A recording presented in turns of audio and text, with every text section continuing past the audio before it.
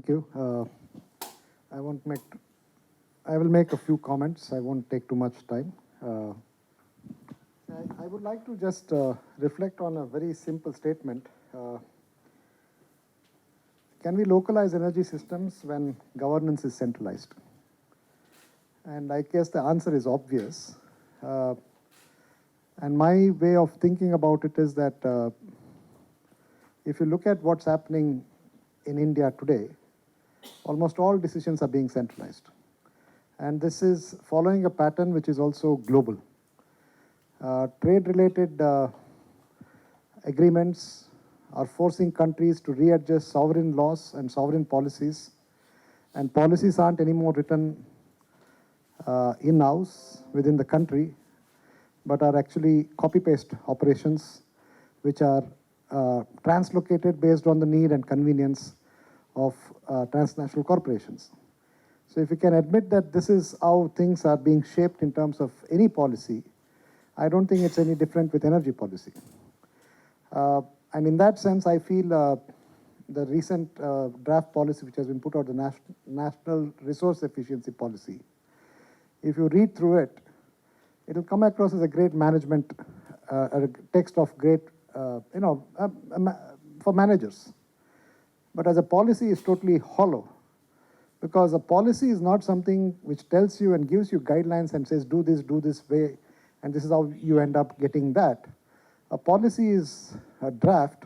Policy is a text which decides which way the country has to go.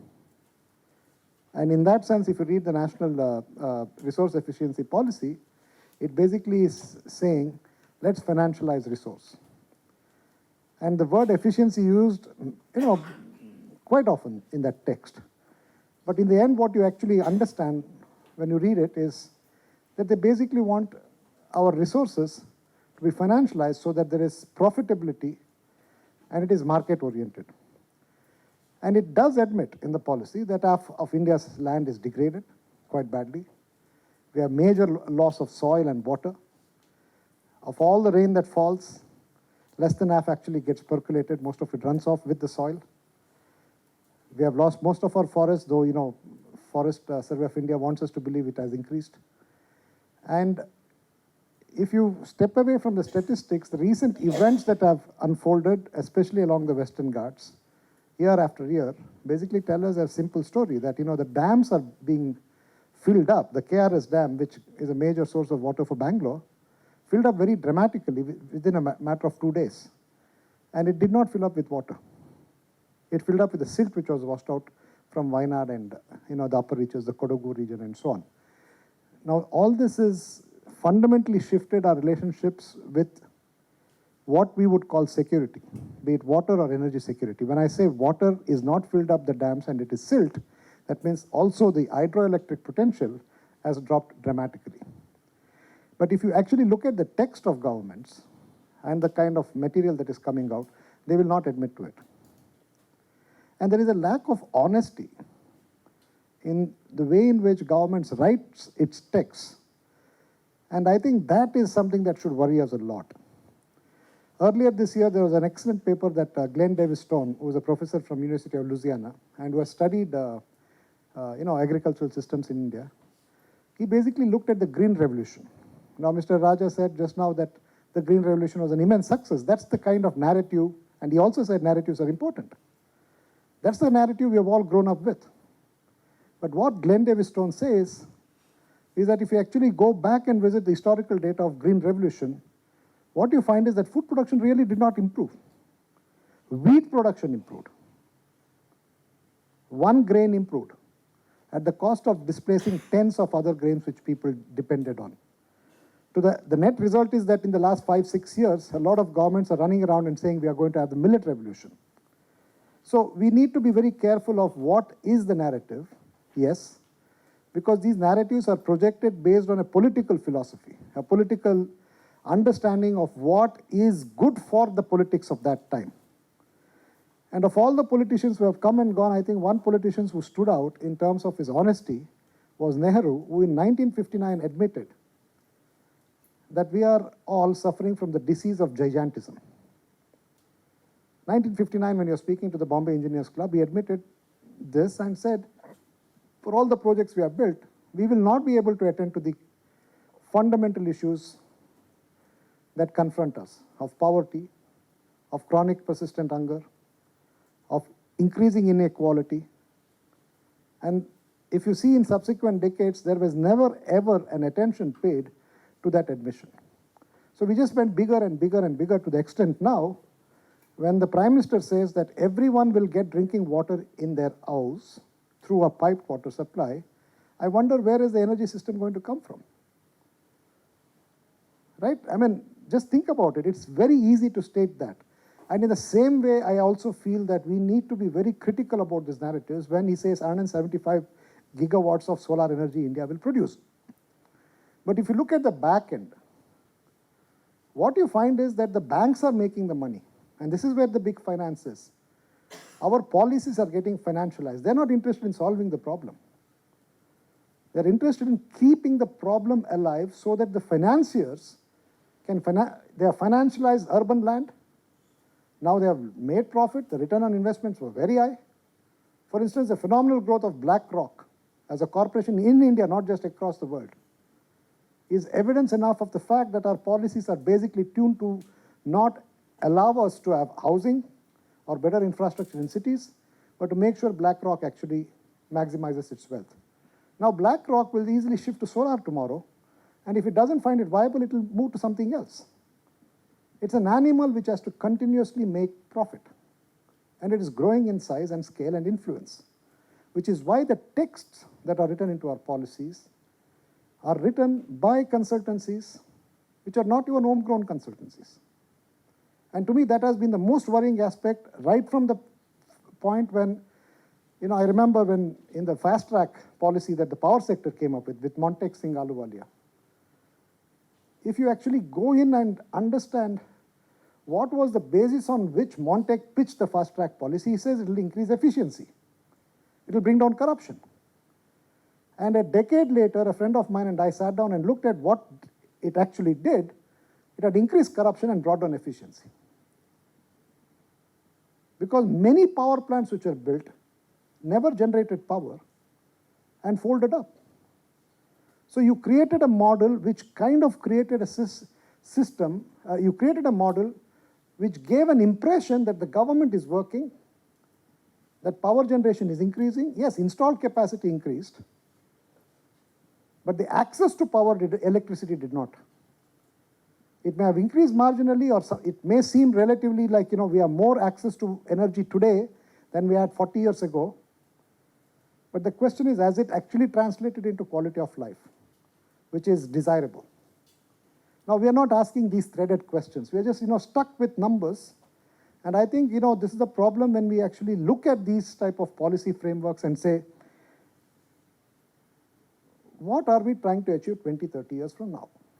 Right? And for this, I need to go back to the Constitution itself. And this is a part of the Constitution which is really my favorite. If you read the text of Article 39, any act of the people and the government is supposed to be efficient and supposed to be equitable and supposed to, and the value is very, very simple. You can become better than what you are today, but not at the cost of somebody else. That's what it basically says. Nobody says don't become better. But if you see the wealth inequalities today, and the fact that the ones who are actually aggregating the wealth are the ones who have access to coal, oil, basically the energy systems of the country, it's very clear that these policies are framed to ensure that they actually capture the wealth, and in turn they are useful to the politics of today, which has a very, very happy relationship with that wealth. And the politics of today is going to generate the kind of imaginaries in which the small is never going to have a place. And that to me is the most frightening aspect. The small is seen as poor imagination. The small is seen as weakness.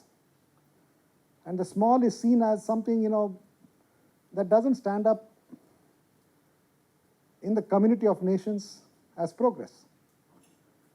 You see, it is these imaginations that eventually translate into a kind of Electricity Act or electricity policy or an energy efficient or a resource efficiency policy, which when you read looks all good. But when you see the politics behind it, along with the money flows that, the money that flows around that politics, then you realize it is disempowering. It is not empowering. And one of the other aspects of the Constitution, which is my favorite, is the Article 243ZD. It is one of the rarest departures from an highly centralized system of decision making that the Constitution did not propagate at all. But government after government did that. Bureaucracy after bureaucracy did that. One of the things that I find astonishing about civil services is that it never really aggressively promotes decentralization. Be it of administration, be it of energy, of water, farming. You can take anything and you'll find that most of the texts that have emerged from bureaucracies are about holding on power at the state level through parastatals. Look at all the energy systems that we have created, energy administration systems. They're all parastatals. They're not democratically accountable. But if you read Article 243ZD, it says that resource planning, energy planning should be a ground-up strategy. So I'm wondering whether the Electricity Act is more superior than the basic text of the Constitution itself. So these are the predicaments we have today, that unless we resolve this, we might again revisit the same thing, say 10 years down the line or 15 years down the line. The numbers would have shifted, but the game would remain the same. And I don't want to, look at an Oxfam report or some other report which says that 75% of India's wealth is in the hands of 1% of India. It doesn't read like an healthy report at all. It's like, a few of us have privilege and the rest of you don't. So I think it's not just about energy, it's about governance, it's about politics. And I want to end by saying that I heard Madurai say earlier, saying no is development. We have to say it very clearly. We do not want that. That's development. That's wisdom.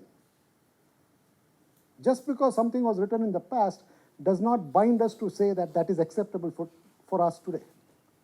We live in a different reality. 40 years ago, when dams were being built, they claimed they had no clue, but that's not true.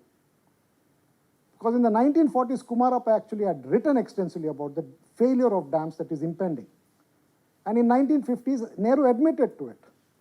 If engineers do not learn that sociology, ecology, economics, all are interlinked, we should not allow engineers to decide what this country needs to do.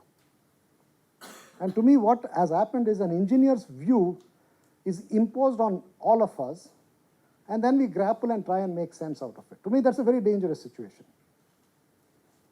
And I want to finally end by saying that Sheila Jasanoff gave an interview, which was quoted a couple of days ago by another, someone who spoke in Bangalore.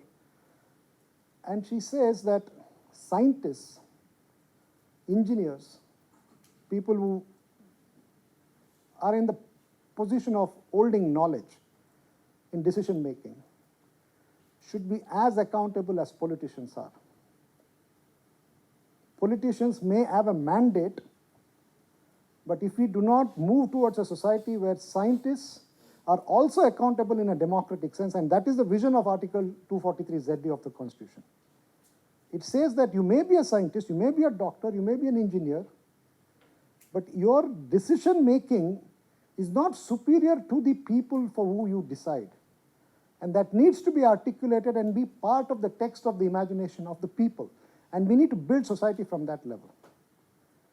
And I feel that if we can move in that direction, we might actually see less and less of the damage that you see across the Northeast, where despite the most powerful instruments for decentralization of decision making, those have been hijacked. So the largest dams being promoted, the largest mines opening up there. What happened in Bengal 150 years ago is happening there now. And who knows what Kashmir is waiting for with the kind of investment plans that are being made. Reliance wants to put a task force together, Adani wants to put a task force together, and if these task forces, which are private task forces, are mobilized by a prime minister's power, I think that's the kind of scale of disasters we have never even imagined. And so we can stop forgetting about solar and how to save energy and so on, turning off the lights, because that's not going to help this country at all. Thank you.